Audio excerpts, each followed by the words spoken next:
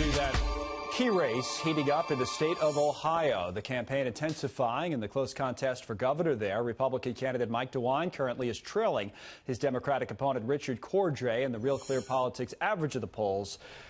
President Trump, though, is heading to the Buckeye State on Monday, and we have Mike DeWine with us right now. We'd love to go back to the Senate as a Republican from Ohio. Will we see you at that rally of the presidents in Cleveland on Monday, sir?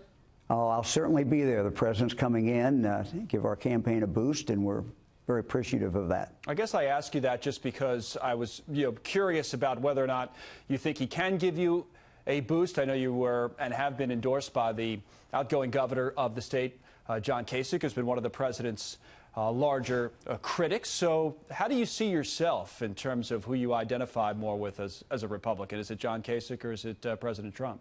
Well, I'm a Mike DeWine Republican, I guess. But seriously, the real question in this campaign for voters is whether we go back.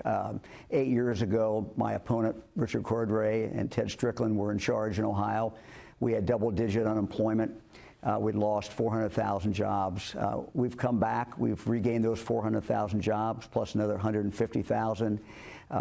Some statistic that came out a couple days ago indicated that this past year we've gained more jobs than we've gained for the last 21 years. So we're moving in the right direction. What my opponent will do in this race when he becomes governor, he'll raise taxes. He's talked about increasing programs. We've totaled that up, and it would be $4 billion a year.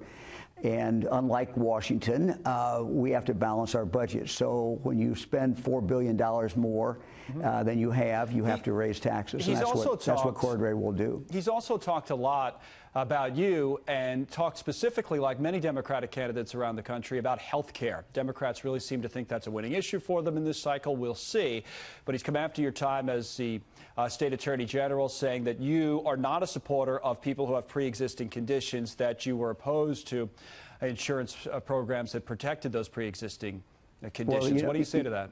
Well, that's wrong. They've spent about $10 million to put that on TV and try to convince people of that. But, I've voted 7 separate times when I was in the United States Congress to make sure that insurance companies had to cover pre-existing illnesses.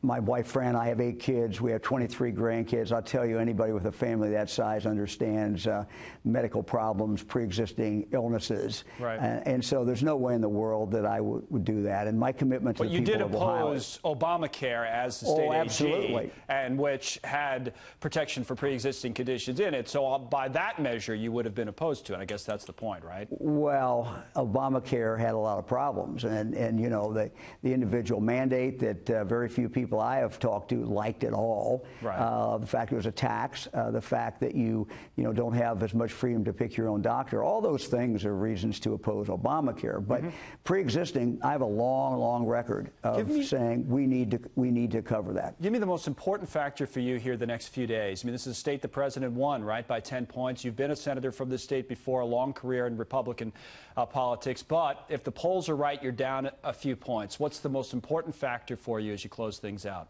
Well, we think, first of all, this is a dead heat. It's going right down to the wire.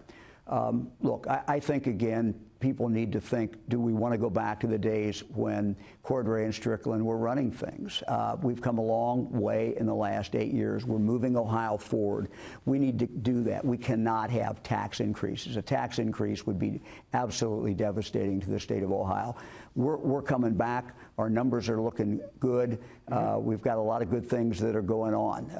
One of our challenges, we have a 12-point plan in regard to what we do with the drug problem.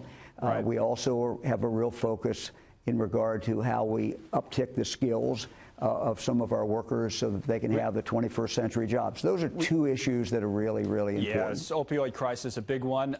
We have to wrap it up now, sir. We do have a request into Richard Cordray's office for an interview, but Mike DeWine, we thank you for your time. We'll watch the race closely on Tuesday. Okay.